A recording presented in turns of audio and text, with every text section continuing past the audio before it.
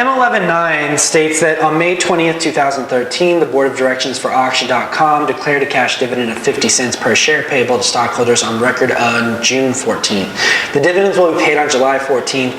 The company has 500,000 shares of stock outstanding. Prepare the journal entries. Okay, when we talk about stock, there's 3 dates that we want to know about. The first date is called the date of declaration. The date of declaration is the point at which the company declares a dividend. They declare that they're going to pay a cash dividend. The company is not obligated to pay a cash dividend. It is the company's choice. Really, when a person invests in a stock, there may be 2 main reasons why they invest in that stock. Number 1, they expect the stock to appreciate, to grow in its market price, and then they can later sell it at a higher price, getting a gain, right? And the second reason why is that they might want a constant stream of cash flow. That would come in the form of dividends. But a company's not required to pay dividends. It is their choice, and some companies in fact don't pay dividends. So the people who invest in those companies, they expect the stock price to increase. That's why they're investing in that. The second date that you'd want to know about is the ex-dividend dates, also called the date of record.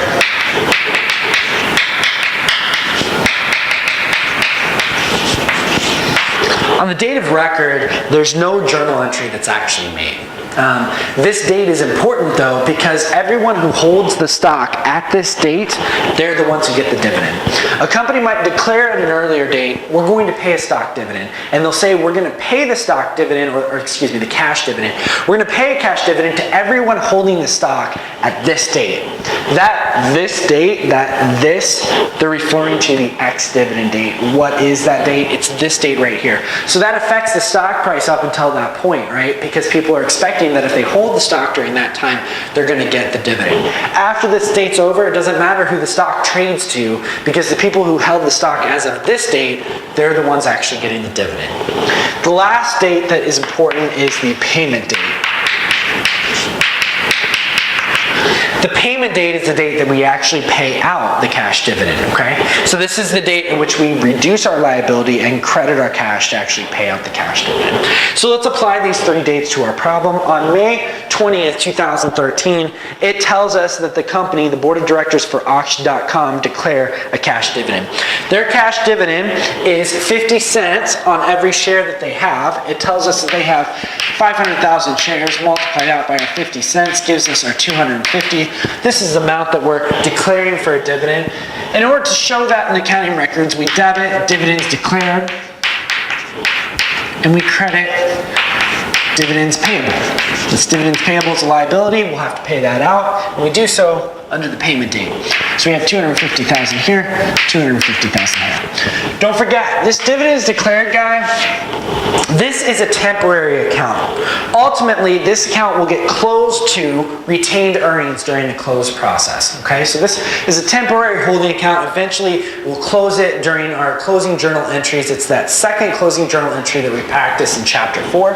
Okay, whenever you talk about dividends, we always say, for the most part, unless you're talking about liquidating dividend, for the most part, we say that dividends come out of retained earnings. That's where they come out of. But in these journal entries, you'll find that we don't debit or credit retained earnings anywhere in any of these 3 dates. And the reason why is we affect retained earnings through dividends declared, through the close process. So that's why we say that dividends come out of retained earnings. Later on, we're going to close this account to retained earnings. If we increase it with a debit, we'll decrease it or zero it out with a credit, meaning that our other side of the journal entry will be a debit to retained earnings, and a debit to retained earnings decreases it. Therefore, dividends come out of retained earnings, okay? On June 14th, this is the ex-dividend date, or the date of record. As I spoke earlier, there's no journal entry during this date, so we can move on from that, but the importance is that everyone who holds the stock that date, they're the ones who get the stock, or the cash dividend. Then July 14th, 2013 is when they actually pay this out. When they pay it out, we're going to get rid of this guy up here. So we're going to debit dividends payable